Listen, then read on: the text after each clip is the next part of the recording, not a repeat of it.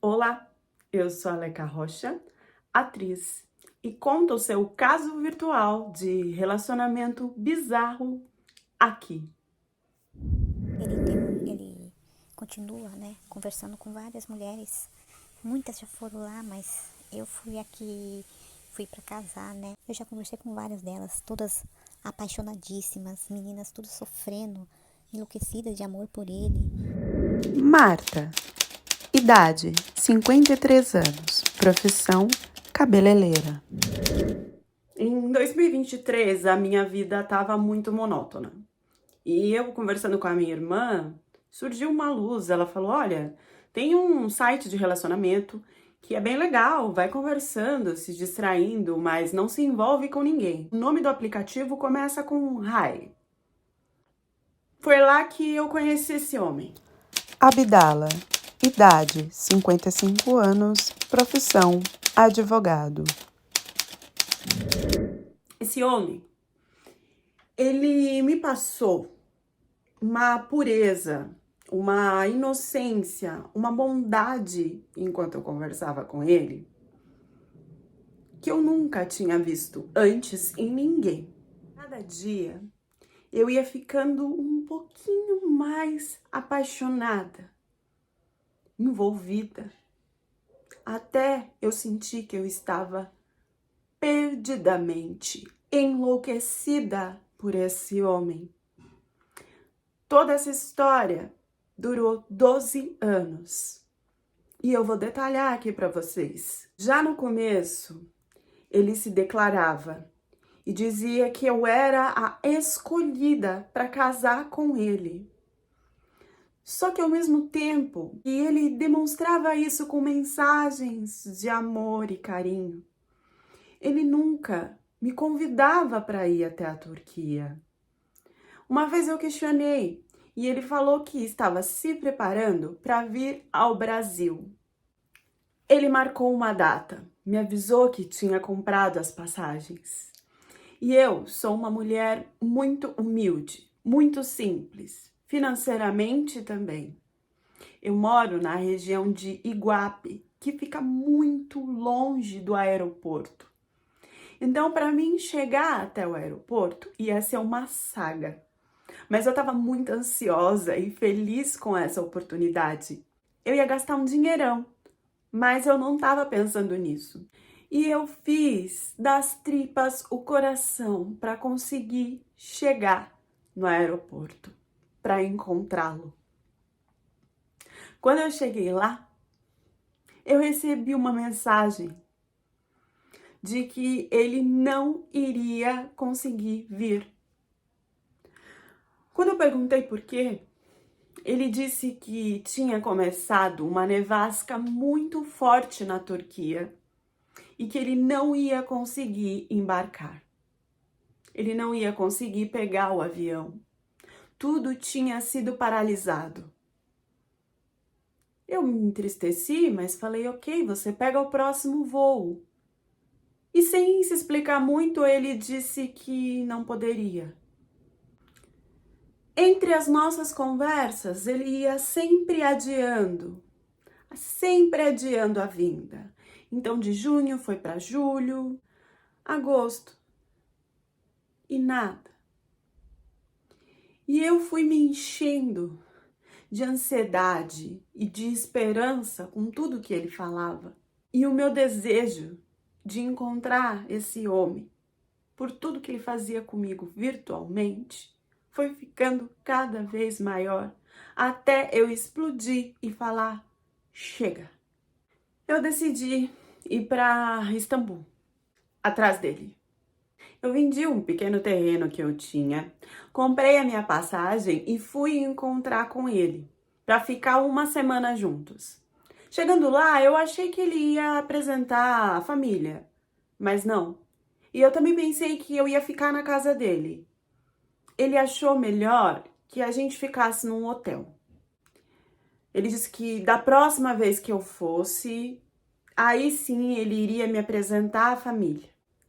Ele me deu um anel de compromisso e falou que a gente ia casar. E eu voltei pro Brasil. Foi uma semana intensa e louca de muito amor. Quando eu cheguei no Brasil, eu fiquei esperando a mensagem dele. Só que essa mensagem nunca chegava. Ele sumiu. E eu ficava na minha cabeça, eu mando, não mando? Mas o que tá acontecendo? E ele não me respondia. Eu conhecia alguns amigos dele, então eu mandava mensagem pra eles e eles falavam: "Não, tá tudo bem, ele tá trabalhando, eu vi ele hoje, eu conversei com ele por mensagem hoje". E eu fiquei, gente, eu fiquei desnorteada assim, sabe? Sem sentidos, porque tinha sido tão bonito o que a gente viveu por uma semana. Como assim ele não lembrava nem de me mandar uma mensagem? Como assim ele fez isso comigo? Não tinha bom dia, boa tarde, boa noite, nada. Até que depois de vários dias, ele me deu um oi. E disse que estava muito ocupado, que não conseguia ter falado comigo antes. Eu relevei, mas eu achei aquilo estranho. Comecei a observar mais as redes sociais dele. Eu percebi que ele estava em vários grupos do Facebook e parecia que me falava com muitas mulheres. Eu comecei a entrar em contato com essas mulheres. E era assim, uma imensidão, era coisa de harém. Uma me respondia que era noiva dele, outra respondia que ia casar com ele, outra respondia que estava conhecendo, outra que namorava. Eu fui lendo, fui conversando e eu fui falando, não é possível que tá acontecendo isso comigo, eu tenho que conversar com esse cara. E eu fui conversar com ele, eu fui conversar com esse homem e ele desmentiu uma por uma. Me explicou que eram ex-namoradas ou mulheres que ele não conversava mais, ou ex que ele tinha algum tipo de contato, mas que ele estava só comigo. Ele me envolveu num argumento, numa explicação da qual eu comecei a brigar com essas mulheres. Então, nos grupos de Facebook, pela internet afora, quando eu via que tinha alguma mulher querendo dizer que estava com alguma conversinha, com alguma coisa do tipo com ele, eu enfrentava, brigava, ia pra cima até essa mulher desistir, até essa mulher se desconectar de qualquer coisa que tivesse a ver com ele. Foram 4 anos conversando online, onde ele não tinha mais tempo para vir, eu teria que esperar mais, ou por causa do trabalho, mas sempre me envolvendo em conversas de amor e dizendo que nós íamos ficar juntos e que nós íamos casar, até que eu descobri que ele era casado e parei de falar com ele. Eu parei de falar por ele por muitos anos, uns 5 anos, até que no ano passado ele entrou em contato comigo de novo, falando que a esposa dele tinha morrido, que ele estava muito mal e que ele não se esquecia de mim, porque ele sempre teve na cabeça de casar e de ficar comigo, mas ele não podia fazer isso em respeito à esposa dele. E que naquele momento ele teria aquela oportunidade, que ele queria que eu fosse a mulher da vida dele, que ele queria me ter como esposa e que ele ia fazer qualquer coisa para que isso acontecesse. Algumas coisas começaram a mudar. Ele me mostrou as irmãs, que era coisa que ele não fazia. Ele só não me mostrou os filhos, porque ele falou que era muito recente, né, que a mãe tinha morrido, eles não iriam entender, mas que aos poucos eles iam poder entender isso. E o melhor, eu não precisei me preocupar com dinheiro, nada. Ele pagou as minhas passagens para eu ir até a Turquia. Ele que comprou. Eu expliquei pra ele, eu falei, olha, a gente tem que pensar direito nisso, né, de como eu vou casar e tal, porque eu tenho uma mãe que tem Alzheimer, eu tenho uma filha que é de menor, e eu preciso cuidar delas no Brasil. E ele me acalmou, falou, não, fica tranquila, a sua família é a minha família. Então a sua filha eu vou ajudar, eu vou pagar a faculdade pra ela, porque ela também é minha filha agora. A sua mãe a gente também vai conseguir ajudar. E eu vou abrir um salão de beleza pra você aqui onde eu moro, porque dá muito dinheiro. Então desse jeito você também vai ter o seu sustento. Eu aceitei, fui, levei os documentos pra casar. Quando chegou lá, os documentos deram uns probleminhas. A gente foi pra cidade dele, que foi o meu primeiro lugar que ele mora. É uma região que chama Diyarbakır. E a casa dele fica em Bizmir. É uma região do sudoeste da Turquia, perto da Síria, na fronteira. E eu comecei a olhar porque a gente tinha ido antes num noivado em Adana, que é um lugar muito bonito, muito turístico. Em Istambul, quando eu tinha ficado com ele também. Só que esse lugar que ele mora não tinha cor, não tinha verde. Eram galhos secos. As pessoas eram muito conservadoras, sérias. Eu não consigo explicar muito bem. Não é que a religião seja uma coisa ruim, mas lá a energia e o clima dessa parte que chama Bismil, eu não gostei. Sendo sincera, eu não gostei. Pra mim foi a cidade mais horrível assim que eu conheci. Mas assim, eu conheci a família dele e eles me trataram muito bem. Me questionavam sobre muitas coisas assim, sabe? Muito curiosos. E o segundo problema foram os filhos. A filha dele começou a me encarar e me olhar de um jeito feio desde a primeira vez que ela me olhou. E quando a gente chegou na casa dele, ela não deixava eu tocar em nada. Era ela que fazia tudo, porque a casa era da mãe dela, então ela que dava comida pro pai dela, ela que servia de novo se tinha que servir, ela que limpava, ela que lavava a louça, não podia tocar. Logo depois da filha, chegaram os filhos dele na casa e piorou, porque eles também me olharam de um jeito muito estranho. Um deles me chamou pro quarto, pegou o Google Tradutor e começou a escrever se eu não tinha vergonha de estar lá, porque eles sabiam que eu era amante do pai dele. A mãe dele tinha acabado de morrer e que eles não iriam aceitar isso de forma alguma. E aí eu falei, não, mas eu só vim uma vez para Istambul, eu não sabia da situação e eu não sou a amante do pai de vocês. E aí ele me falou que tinha uma outra brasileira que ia sempre, viajava sempre para encontrar o pai dele, que era amante, e que a mãe dele sabia e que na verdade isso que fez a mãe dele morrer, que a mãe dele morreu de desgosto de todas as coisas que o pai dele fazia, né, para mãe dele e com essa mulher, né? E por causa dessa mulher, ela foi minguando, minguando, minguando até morrer. Ele deixou claro de que eu não seria bem-vinda. A filha do turco, ela tinha 26 anos. Ela era formada em direito, mas o pai dela não deixava ela exercer a profissão. Ela não trabalhava, ela não podia sair na rua, ela não tinha amigas, ela não podia namorar, não podia casar. E eu olhei aquilo e fui perguntar pra ele, mas por que isso? E ele respondeu: quem vai cuidar de mim? Eu falei, ué, mas eu tô aqui pra isso. E aí ele falou, mas você não sabe fazer comida turca. Eu tentei fazer um bolo na qual quase não consegui, porque a menina não deixava eu tocar em nada, não podia. Eles não me ensinavam nada, eu não podia fazer nada. E ele me pegou, me levou num lugar de uma mulher que ela comprava as roupas das lojas que ninguém queria comprar, sabe? Que não saía na loja. Eram umas roupas assim, desbotadas, simples, bem ralé, assim, sabe? Bem passada mesmo. Ele foi no lugar que essa mulher vendia isso e ele comprou 2 calças, 2 blusas pra mim e um pijama. E foi com isso que eu comecei a viver lá. Nada mais. Ele olhou pra minha cara e falou: olha, você tem 3 meses pra aprender turco. E eu fiquei assim tão fechada com tudo aquilo que eu preferi ficar no meu quarto, porque a menina fazia tudo, não deixava eu fazer nada, e eu fui ficando no quarto. Ele saía para trabalhar, mas não queria que eu saísse.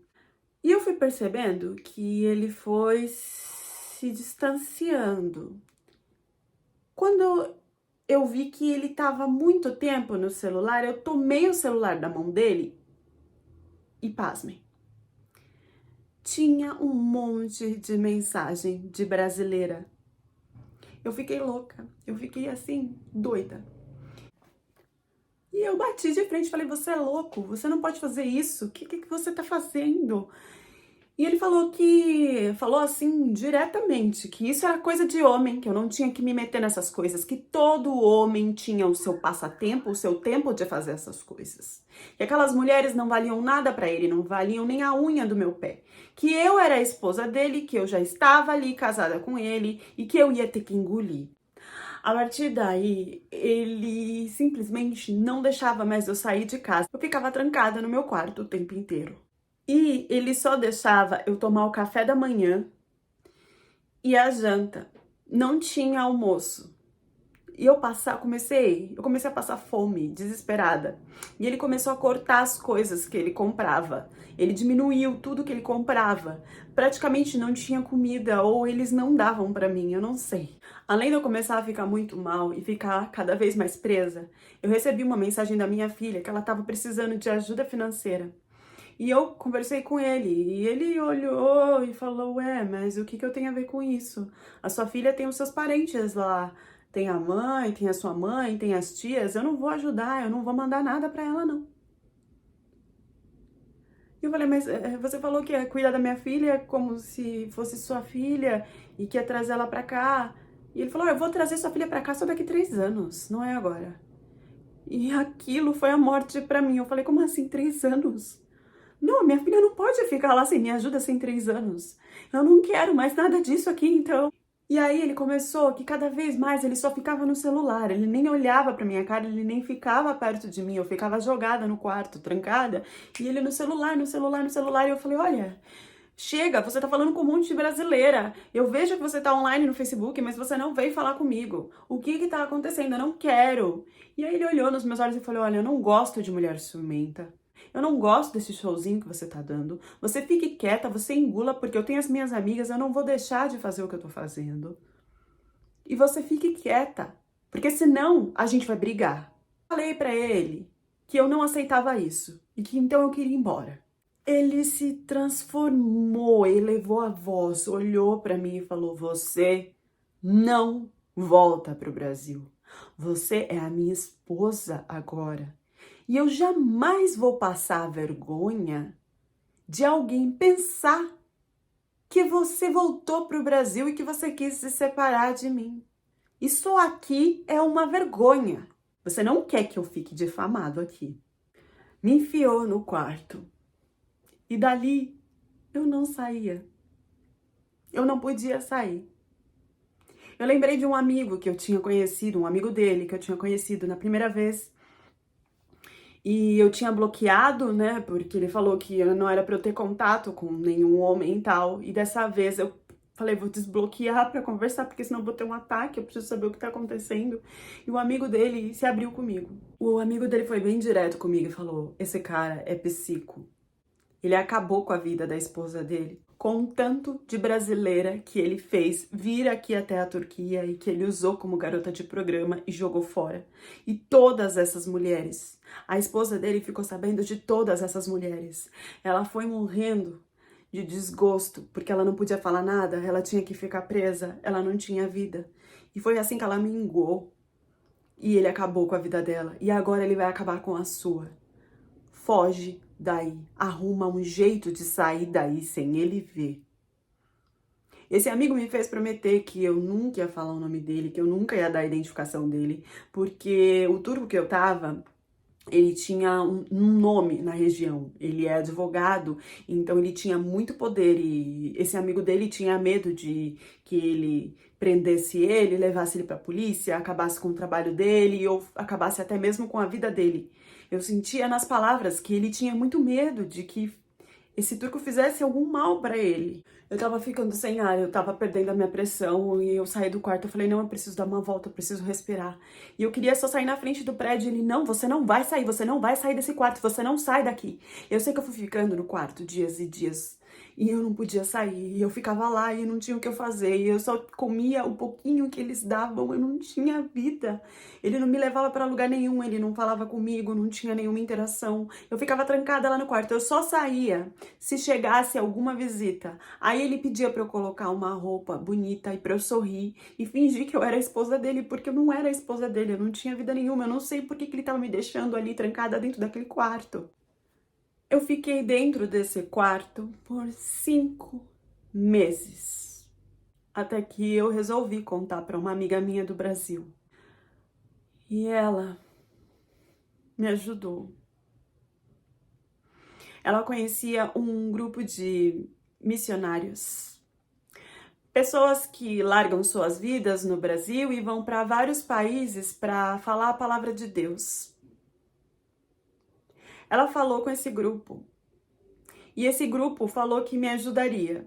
Eu só teria que sair da casa. E eu vivia presa. Eu não tinha chave, eu não tinha nada. Eu não sabia como sair de lá. Eu tava tão desesperada que eu nem pensei. Eu fui fazendo a minha mala. Eu tava no quarto, eu não tinha nada o que fazer. Eu passei. Eu não sei como é que eu fiquei tanto tempo naquele quarto. Como que eu não meti a minha cabeça na parede. Como eu não fiz o pior. Eu comecei a arrumar minha mala. Eu falei, não, eu vou sair daqui, eu vou conseguir. Eu não sei como é que eu vou fazer. Foi quando eu olhei para a janela do quarto. Não tinha trava, não tinha grade, não tinha nada. Eu morava num prédio, mas era o primeiro andar. Então eu resolvi tentar sair pela janela. Eu avisei a minha amiga e ela falou que o grupo viria quando eu quisesse. E eu esperei ele sair para o trabalho e avisei. E quando eles estavam lá, eu joguei a minha mala e eu saí pela janela do prédio. Eu pulei. Encontrei esse grupo. Eles pagaram a minha passagem de ônibus até Istambul. Eles deixaram eu ficar na casa deles. E eles fizeram uma vaquinha para pagar a minha passagem de volta. Perdi tudo por esse homem. Eu vendi meu carro, eu larguei minha mãe, eu larguei a minha irmã. Mas graças a Deus faz 3 meses que eu tô de volta no Brasil.